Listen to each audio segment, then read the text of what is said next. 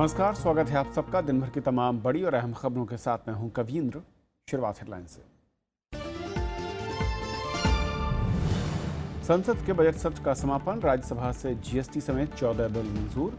लोकसभा ने पारित किए 23 विधेयक। सभापति ने सभी दलों को दिया धन्यवाद। राष्ट्रपति से मिले विपक्षी दलों के नेता, राज्यसभा को कमजोर करने का लगाया आरोप। अभिव्यक्ति की आजादी और ईवीएम से छेड़छाड़ पर जताई चिंता।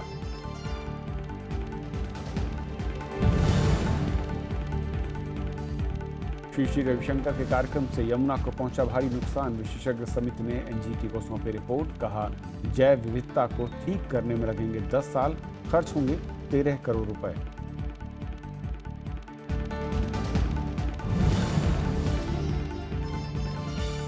निर्माण मजदूरों के ऊपर नहीं खर्च हो रही सेस की रकम। सुप्रीम कोर्ट ने 26,000 करोड़ रुपए का मांगा हिसाब। सीएजी को 2 सप्ताह में ऑडिट रिपोर्ट देने के आदेश।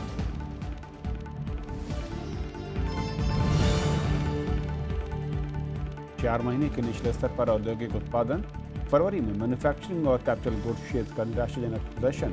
5 माह के शीर्ष स्तर पर खुदरा महंगाई।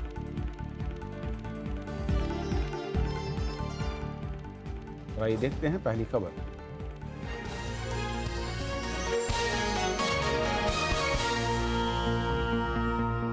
संसद की कार्रवाई आज अनिश्चितकाल के लिए स्थगित कर दी गई। इस बार बजट सत्र में लोकसभा में 100% और राज्यसभा में 90% से ज्यादा काम हुआ। दोनों सदनों ने जीएसटी समेत 18 विधेयकों को मंजूरी दी, जिसमें शत्रु संपत्ति और मातृत्व लाभ संशोधन जैसे कई अहम विधेयक हैं।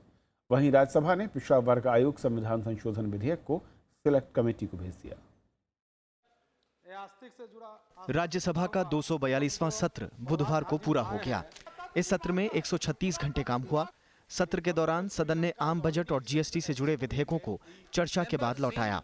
सदन से कुल 14 विधेयक चर्चा कर मंजूर किए गए। इसमें शत्रु संपत्ति विधेयक, मानसिक स्वास्थ्य देखभाल विधेयक, मातृत्व लाभ संशोधन विधेयक और वेतन का भुगतान संशोधन जैसे कई अहम विधेयक शामिल हैं। राज्यसभा के सभापति मोहम्मद हामिद अंसारी ने सदन में हुए कामकाज में सदस्यों के सहयोग की तारीफ की।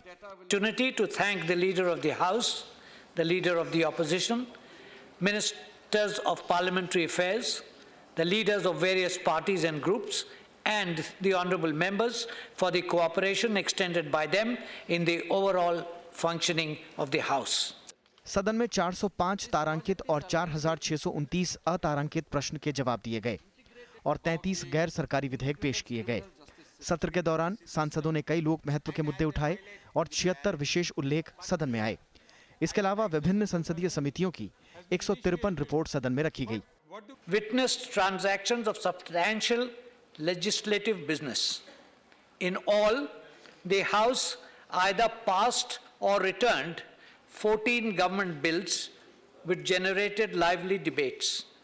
The Union Budget 2017-18 and the working of the Ministry of Railways and GST bills were discussed at length. Lok Sabha में भी इस सत्र में 176 घंटे से ज्यादा काम हुआ और सदन ने 23 अहम विधेयक पारित किए।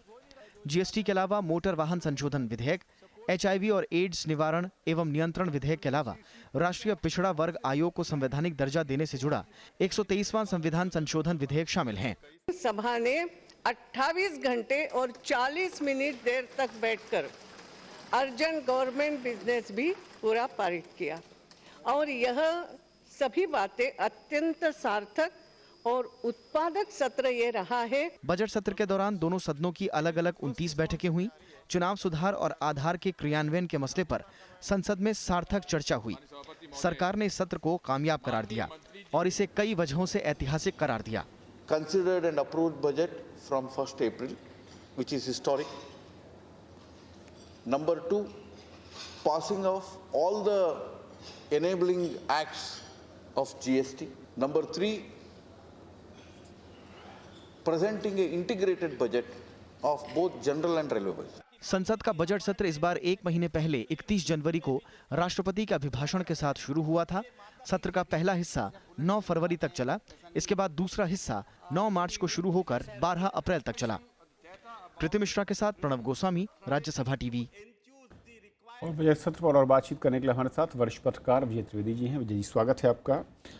यूँ तो इस बार जब शुरुआत हो रही थी उससे पहले कई बड़े मुद्दे थे, ऐसा लग रहा था कि विपक्ष और सरकार काफ़ी ज़्यादा नोकझोंक होने वाली है, अवरोध होगा, लेकिन जब आखिर में जो रिजल्ट आ रहा है, यानी कि पूरा सत्र समापन जब हुआ है, तो काफ़ी सुखद तस्वीर दिखी है। बहुत अच्छी तस्वीर है, बल्कि समझना चाहिए कि बहुत लंबे समय बाद इस तरह की तस्वीर दिखाई दी है, खासतौर से संसद के दोनों सदनों में एक साथ, क्योंकि पिछले काफ़ी समय से ऐसा हो रहा था कि अवरोध चल रहा था। और यदि आज का हम लोग रिकॉर्ड देखें, आज भी हम लोग दिन में कि 113% जो है काम हुआ है लोकसभा में और 92% राज्यसभा में हुआ। उससे भी महत्वपूर्ण है कि जीएसटी जैसा बिल, जिसके जितने भी इनेबलिंग एक्ट्स भी थे, उनको भी पास कर दिया गया। उसको लेकर बहुत अवरोध चल रहे थे और सरकार और विपक्ष के बीच में बहुत तनातनी भी रही। काफ़ी समय से वित्त मंत्री इसको लगातार कोशिश करते रहे, लेकिन सरकार ने जिस तरह से कोशिश की और विपक्ष ने जिस तरह से सहयोग दिया, हालांकि इसमें बहुत इंटरेस्टिंग बात ये थी कि जो बिल था, जो आज पार्टियां विपक्ष में बैठी हैं, उन्हीं ने इस बिल को इंट्रोड्यूस किया था। और उस समय जो आज सरकार में बैठी हैं पार्टियां, वो उसका विरोध कर रही थी। लेकिन दोनों की समझ में थोड़ा सा बदलाव हमेशा आता ही है जब पोजीशन बदलती है, लेकिन उसको बहुत महत्वपूर्ण तरीके से समझा गया और समझा गया कि देश की जरूरत क्या है, और उस आधार पर ये जीएसटी बिल को पास किया गया। और जो सबसे अच्छी बात मुझे लगी कि एक अंडरस्टैंडिंग बनी है। ये लगने लगा कि विपक्ष की केवल भूमिका यही नहीं है कि हर दिन संसद के सदनों को स्थगित करवाया जाए, हंगामा करवाया जाए, और इस बार विपक्ष ने भी बहुत एक क्रिएटिव कहना चाहिए और जिस तरह की भूमिका है वो निभाई है, और सरकार के साथ जो है महत्वपूर्ण कामों में मदद की है, जिसमें खासतौर से जीएसटी को लेकर बात करें, मातृत्व संशोधन जो विधेयक है वो बहुत महत्वपूर्ण बिल है, और मोटर व्हीकल एक्ट को बिल भी बहुत महत्वपूर्ण है, या जो ओबीसी को लेकर जिस तरह की बात हुई। तो ये सब चीज़ें यदि हमको आगे ले जाने के लिए देश को मदद करती हैं, तो जो आम जनता में धारणा बार बार बनती थी कि लोकसभा या राज्यसभा केवल हंगामे के लिए होती हैं और लोग जो है अपने पॉलिटिकल इंटरेस्ट के लिए काम करते हैं, उससे नई तस्वीर बनकर आई है। और इस बार जो एक फ़र्क ये भी, क्या आप इससे सहमत हैं कि हमने देखा है कि कोई भी मुद्दा रहा हो, विपक्ष ने अगर उसे उठाने या उसको चर्चा की मांग की है, सरकार ने उसे स्वीकार किया, उस पर लंबी बहस हुई, चर्चाएं हुई हैं, और सरकार का कामकाज भी आगे बढ़ता रहा है। गिव एंड टेक जो पॉलिसी है इस बार पूरी तरीके से फॉर्मुलेट हुई है। हाँ, बिल्कुल बिल्कुल, क्योंकि पिछला यदि आप देखेंगे सदन का हिस्सा था तो उसमें बार बार ये बात हो रही, क्योंकि बहुत अवरोध रहा था और विपक्ष बार बार ये कहता रहा था कि सरकार की जिम्मेदारी होती है सदन को चलाने की। सरकार ये कहती रही थी कि हम कोई भी मांग को मानने के लिए तैयार है और उस पर बहस के लिए तैयार है, लेकिन वो बहस भी कभी कभी रूल को लेकर होती थी कि कभी डिबेट पर किस तरह से किस नंबर नियम में डिबेट की जाए उसको लेकर होती थी, और विपक्ष समझता था कि ये भले ही अकेले सरकार की जिम्मेदारी है कि सदन को कैसे चलाया जाए, और उनकी जिम्मेदारी शायद ये है कि सदन ना चले। जी, बार बार ये कोशिश होती रही, ये इल्जाम भी चलते रहे, आरोप प्रत्यारोप दोनों पर चलते रहे, लेकिन इस बार दोनों में एक अंडरस्टैंडिंग बनी और सरकार ने ये कोशिश की। इसके लिए मेरे ख्याल से पार्लियामेंट्री अफेयर मिनिस्ट्री जो है उसका भी काम रहा, और जो दोनों हाउसेज के जो चेयरमैन और स्पीकर है उनकी भी एक अहम भूमिका रही कि इसको किया गया। लेकिन सांसदों ने जो बिहेव किया वो मेरे ख्याल से एक बड़ा बदलाव है और एक सुखद बदलाव के तौर पर देखा जाना चाहिए कि यदि हो। इसकी एक वजह ये भी होगी कि शायद अब एक पॉलिटिकल स्टेबिलिटी आ रही है। पिछले दिनों जो चुनाव हुए, उत्तर प्रदेश का चुनाव हुआ, उत्तराखंड का चुनाव हुआ, तो उसके बाद तुरंत ऐसा कोई इशू नहीं था। अक्सर होता है कि जब चुनाव हो रहे होते हैं उस समय लोकसभा या राज्यसभा में अपनी अपनी ताकत और जोर आजमाइश दिखाने की कोशिश होती है। और एक जो आरोप या फिर मैं कहूँ कि इस पूरे सत्र में एक सामने आई, और उसके बाद भी आज कई अलग अलग दलों के लोग राष्ट्रपति महोदय से मिले, उत्तर राज्यसभा में कुछ बिल को लेकर वित्त मनी बिल के तौर पर इंट्रोड्यूस करने का आपका एक लंबा अनुभव रहा है संसद की कार्रवाई को देखने का, समझने का। सरकार कह रही कि ये पुरानी परंपरा है और हमेशा से इस तरह से रहा है, जहां पर जरूरत होती है उसको मनी बिल के तौर पर पेश किया गया है। विपक्ष कह रहा है कि नहीं, ये इस तरह की परंपरा पहले नहीं थी, सरकार ने एक नई परंपरा डाली है। वित्त मंत्री ने खुद ने भी कई उदाहरण दिए इसको लेकर, और ये मनी बिल जब के तौर पर जब बिल को पेश किया गया तब से इस पर विवाद चल रहा था, लेकिन सरकार ने अपनी तरफ से दिया। पिछले कई उदाहरण दिए कि जब पिछली जो सरकारें थी उन्होंने भी कुछ बिलों को मनी बिल के तौर पर पेश किया, और ये परंपरा चलती रही है कि कभी होता है, लेकिन आमतौर पर ऐसा नहीं होता। लेकिन इससे एक उलट बात हुई है। अभी जो बात हो रही है, आज विपक्ष के नेता जो राष्ट्रपति से मिले और उन्होंने कहा कि राज्यसभा को कमजोर करने की कोशिश की जा रही है। इससे उलट हो रहा था, यदि आपको ध्यान हो, कि अभी जो हमारी मौजूदा संसद की स्थिति है उसमें भारतीय जनता पार्टी जो सत्तारूढ़ पार्टी है वो लोकसभा में बहुत स्पष्ट बहुमत पर है और विपक्षी सांसद बहुत कम है, जबकि राज्यसभा में उसे उस तरह की मेजोरिटी नहीं थी और विपक्षी सांसद ज्यादा तादाद में थे, तो हाउस नहीं चलता था राज्यसभा। लोकसभा में कोई एक इशू पास हो जाता था एक हाउस चलता रहता था, राज्यसभा में नहीं चलता था।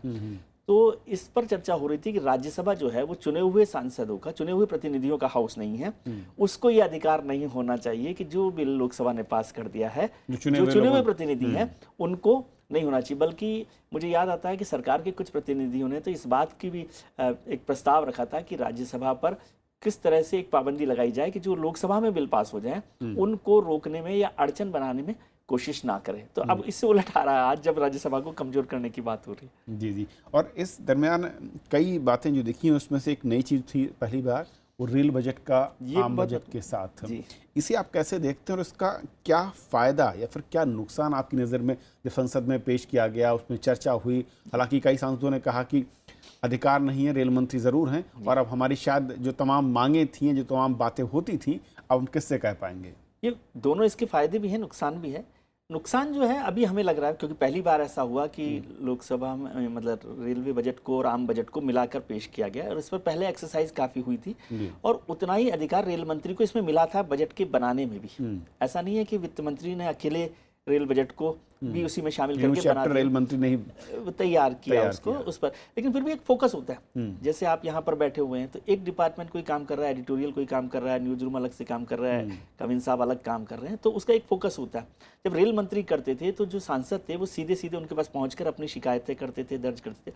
और उससे भी बड़ी बात ये हुई कि आम जनता को समझ में नहीं आई बात।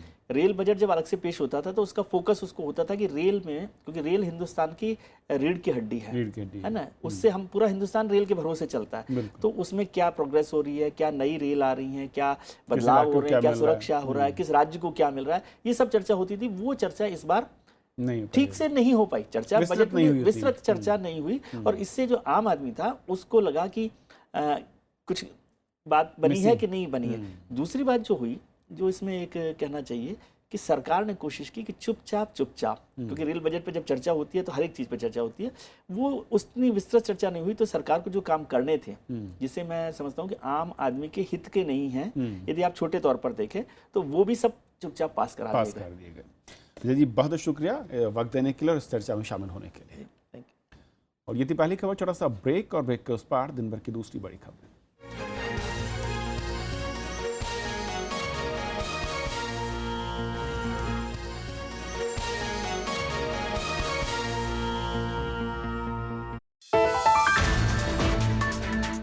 संसद के बजट सत्र का समापन। राज्यसभा में जीएसटी समेत 14 बिलों को मंजूरी। लोकसभा में 23 विधेयक पारित। क्या रही बजट सत्र की उपलब्धियां? देखिए देश देशांतर रात 8:30 बजे।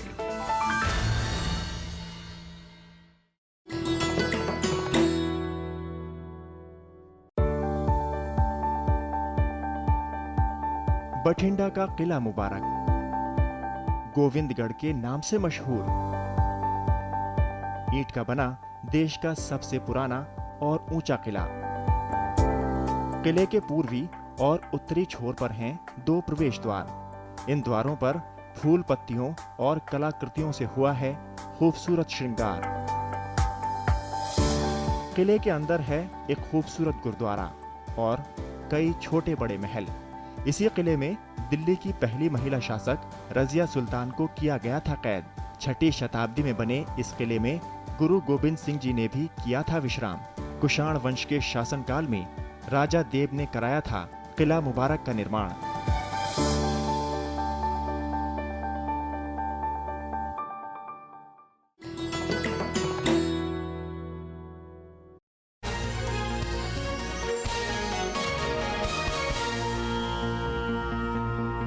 संसद ने पश्चिम बंगाल की मुख्यमंत्री ममता बनर्जी के खिलाफ बीजेपी युवा मोर्चा के नेता योगेश वार्ष्णेय के बयान की निंदा की है। विपक्ष ने बीजेपी नेता के खिलाफ कार्रवाई की मांग की। केंद्र ने कहा कि राज्य सरकार इस नेता के खिलाफ कार्रवाई के लिए स्वतंत्र है। राज्यसभा ने बुधवार को बीजेपी युवा मोर्चा के नेता योगेश वार्ष्णेय के बयान की कड़े शब्दों में निंदा की। शून्यकाल के दौरान टीएमसी ने ये मुद्दा उठाया और बीजेपी नेता के खिलाफ कार्रवाई की मांग की।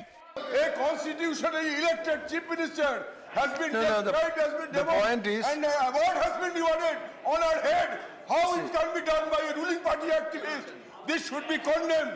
बीएसपी और समाजवादी पार्टी ने भी बयान पर कड़ी आपत्ति जताई। कांग्रेस ने प्रधानमंत्री से बयान की निंदा करने की मांग की। केवल निंदा करने से काम एक्शन लेना है। उनके खिलाफ भारतीय जनता पार्टी को एक्शन लेना चाहिए। ये अच्छी बात नहीं है। Throw him out of the party. How dare somebody talk like this, and especially against a woman? Such a serious issue. Okay. Where a BJP leader has made such a statement. No.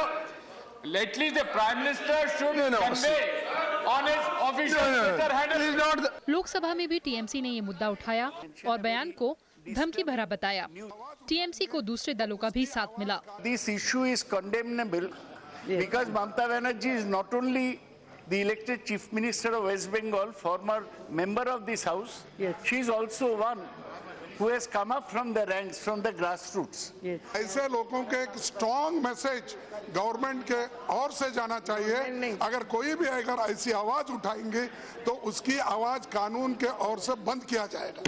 संसदीय कार्य मंत्री अनंत कुमार ने कहा कि सरकार और BJP ऐसे बयानों की पूरी तरह से निंदा करती है। सुश्री ममता बनर्जी एक चुने हुए मुख्यमंत्री है, उनका सम्मान होना चाहिए और ऐसे किसी कार्नर से भी ऐसे बयान आए उसका हम पूरा निंदा करते हैं और खंडन करते हैं। पूरी राजनीति में ये जिस तरीके से आजकल बोलने की पद्धति हो गई है, इट इज वेरी रॉन्ग। और मेरा आप सबसे निवेदन है, हम सभी कहीं ना कहीं संयम रखें, हम जनप्रतिनिधि है। भारतीय जनता पार्टी युवा मोर्चा के सदस्य वार्ष्णेय ने मंगलवार को ये बयान दिया था। पार्टी कार्यकर्ताओं की पुलिस से झड़प के बाद उन्होंने विवादित टिप्पणी की थी। रविंद्र सिंह शौरान के साथ कृति मिश्रा, राज्यसभा टीवी। कांग्रेस समेत कई विपक्षी दलों के नेताओं ने आज राष्ट्रपति से मुलाकात की। उन्होंने सरकार पर संवैधानिक संस्थाओं को कमजोर करने और गैर बीजेपी राज्य सरकारों को अस्थिर करने के आरोप लगाए। विपक्ष ने लोगों की आवाज दबाने और ईवीएम मुद्दे पर राष्ट्रपति से शिकायत कर दखल की मांग भी की। कांग्रेस अध्यक्ष सोनिया गांधी और उपाध्यक्ष राहुल गांधी की अगुवाई में कई विपक्षी दलों के नेताओं ने बुधवार को राष्ट्रपति से मुलाकात की। इस दौरान संवैधानिक संस्थाओं में संसद की अनदेखी कर नियुक्तियां और राज्यसभा को कमजोर करने की कोशिश की ओर ध्यान दिलाया। जो एक लोकतंत्र का सबसे बड़ा मंदिर है, उसको भी राज्यसभा को कमजोर करने का निरंतर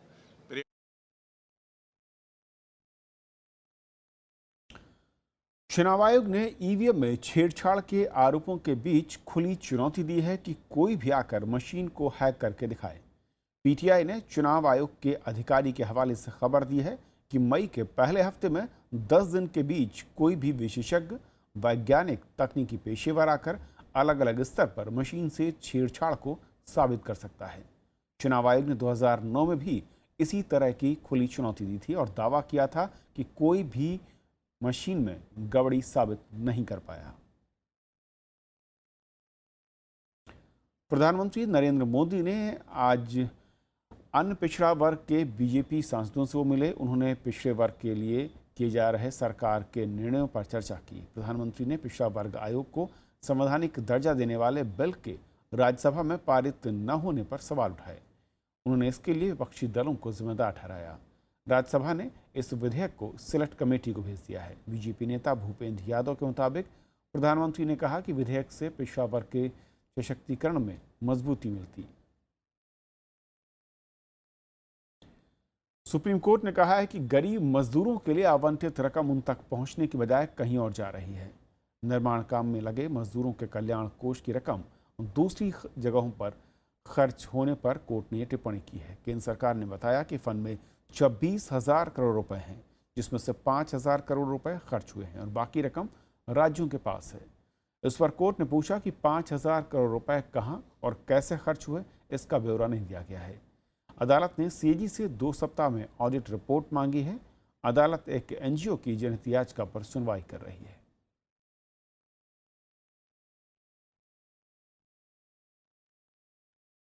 आर्ट ऑफ लिविंग के यमुना तट पर हुए कार्यक्रम को लेकर एक्सपर्ट की टीम ने एनजीटी को रिपोर्ट सौंप दी है, जिसमें कहा गया है कि इस कार्यक्रम से यमुना के किनारे को नुकसान हुआ है और जिसकी भरपाई के लिए 13 करोड़ 29 लाख रुपए लगेंगे और जैव विविधता को वापस बसाने में करीब 10 साल का वक्त भी लगेगा। श्री श्री रविशंकर की संस्था आर्ट ऑफ लिविंग के स्थापना दिवस के मौके पर पिछले साल मार्च में 3 दिन के लिए दिल्ली में यमुना तट पर विश्व संस्कृति महोत्सव का आयोजन किया गया था।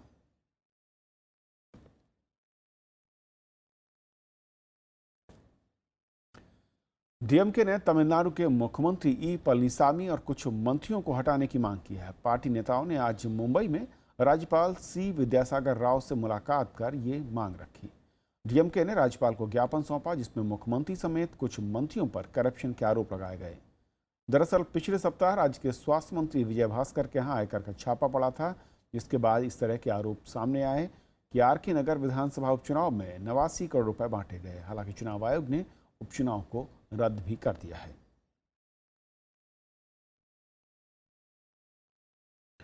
जम्मू कश्मीर में अलगाववादियों की 2 दिन की हड़ताल के बाद अब शहर में हालात सामान्य हो रहे हैं। स्कूल और दफ्तर खुल चुके हैं और बाजारों में रौनक भी लौट आई है।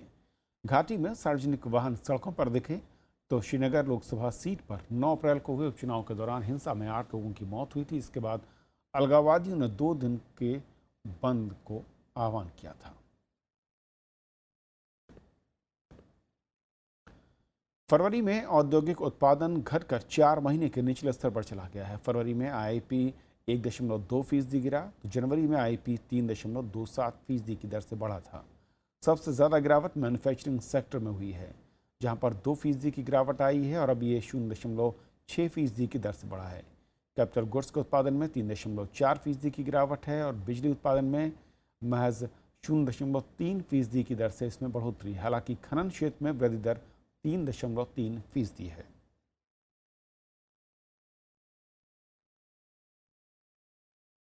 खुदरा महंगाई दर में लगातार इजाफा जारी है। मार्च में रिटेल महंगाई पिछले 5 महीनों के सबसे उच्च स्तर पर पहुंच गई। मार्च में ये 3.81% रही, जबकि फरवरी में ये 3.65% थी। और उस महंगाई की वजह ईंधन, मिल्क प्रोडक्ट, दाल, कपड़े और फलों के दाम में तेजी रही है। तो वहीं अनाज, चीनी और सब्जियां सस्ती हुई हैं।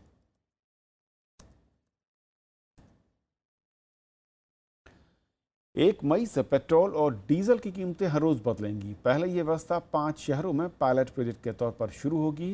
ये शहर होंगे पुडुचेरी, विशाखापत्तनम, उदयपुर, जमशेदपुर और चंडीगढ़। और उसके बाद धीरे धीरे पूरे देश में इसका विस्तार होगा।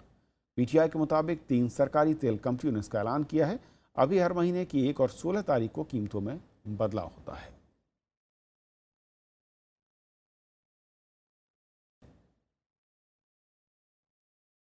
पूर्व केंद्रीय मंत्री और सांसद अखिलेश दास गुप्ता का बुधवार को दिल का दौरा पड़ने से निधन हो गया। वो 56 साल के थे। अखिलेश गुप्ता लखनऊ के मेयर भी रह चुके थे। वो भारतीय बैडमिंटन संघ के अध्यक्ष, विश्व बैडमिंटन महासंघ के कार्यकारी परिषद के सदस्य और भारतीय ओलंपिक संघ में उपाध्यक्ष थे। अखिलेश दास गुप्ता उत्तर प्रदेश के पूर्व मुख्यमंत्री और स्वतंत्रता सेनानी बनारथी दास गुप्ता के बेटे हैं। तो खबरों के आज के सफर में बस इतना ही। नमस्कार।